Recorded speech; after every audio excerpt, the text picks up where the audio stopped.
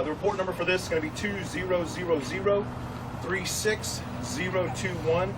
I can tell you that our officers were dispatched out here at approximately 6:59 p.m. Right here behind me at Village Creek Park. At the time, there was reported approximately 600 people inside this park or at the park. In the center of this park, there's actually a basketball goal area. There were some fireworks that went off. Witnesses are telling us after those fireworks went off, they heard approximately 30 rounds of gunfire. 30 rounds of gunfire were heard. I'll tell you, at this time, we have 5 victims that were located inside this area here where crime scene is going through. Out of these 5 victims, I will tell you that 3 of them, all of them have been transported. 3 of them have non-life-threatening injuries, and we got 2 that are critical at this point. They are at local hospitals around here. I will tell you as well that gang is kind of taking the lead on this investigation. The details in all this are extremely early. We have everybody out here investigating.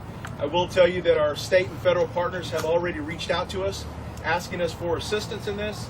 And so we are going to take that assistance and just make sure that we cover this whole investigation of this incident very, very well.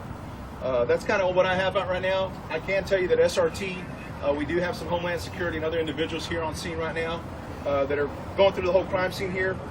One of the things we want to do is the media is always out here, and you guys are always extremely helpful, and we appreciate that. If anybody's watching this and you have any further details that you can give us, we need those. We need our citizens' help. Please give us a call. I'm going to give you that number. It's 817-469-8477. I will take a few questions if anybody has some. Is there any reason to believe that they're shooting at a gas station is connected to this anyway? Yeah, so what she's asking is there any reason to believe that there's a shooting up the road that may be related to this? I will tell you that we had another incident at the 4200 block of Miller Avenue, and as of right now, it's pretty early in the investigation. We believe it may be a part of this, but we're not sure at this time. So we're working both of these details separately, and if they happen to come together, we'll make that in our report. Can you give age approximation of anybody involved? No, the victim's information we're not releasing at this time. The best thing we can do for them is obviously pray and get them some medical condition, and that's what we're doing, or get them some medical care, and that's what we're doing right now. So I know that this was a party, a coronavirus party, and that there were possibly officers that were here reporting during the shooting. Are you aware of that? Is that happening? I can tell you that there were some officers in the area. As far as them being in the center here, I can't confirm on that. If I had solid information, I'd be happy to share that with you, but at this moment, I don't know, ma'am, so I can't tell you that. I'm sorry. So do you guys even know why 600 people were in a park at one time? You know, we've been enforcing that, or we've been stating that everybody would follow the rules that have been set out. You know, we've tried to work with everybody to not try to cite them or ticket them, but ultimately people have a choice, and that's just the choice they made tonight.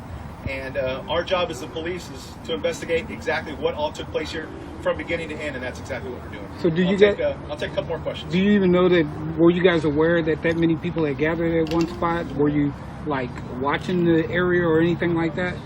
I do know we had officers, like I stated earlier, in the area, but as far as having officers on scene at this location, I can't confirm on that, sir.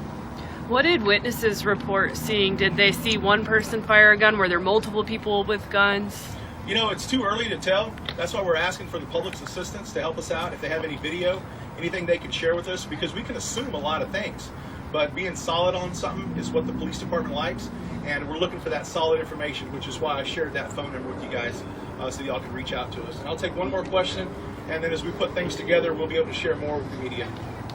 What we're going to do to stop this from happening in the future? You know, all we can do is just like we did a minute ago, is ask for the public's assistance. Help us. I'll tell you right now, the police department can't do this on our own. We need our citizens to partner with us. We need our citizens to be right by our side. And if they continue to do that, we're going to get through it together. But man, we're asking for your help. That's exactly what we're doing, sir. It's a great question. I appreciate you asking that.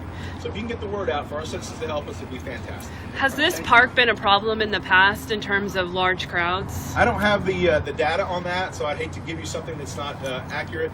And I'll let Officer Carter wrap this thing up, sir. All right. Anything else? I think that's about it. You guys, we appreciate all of y'all being here.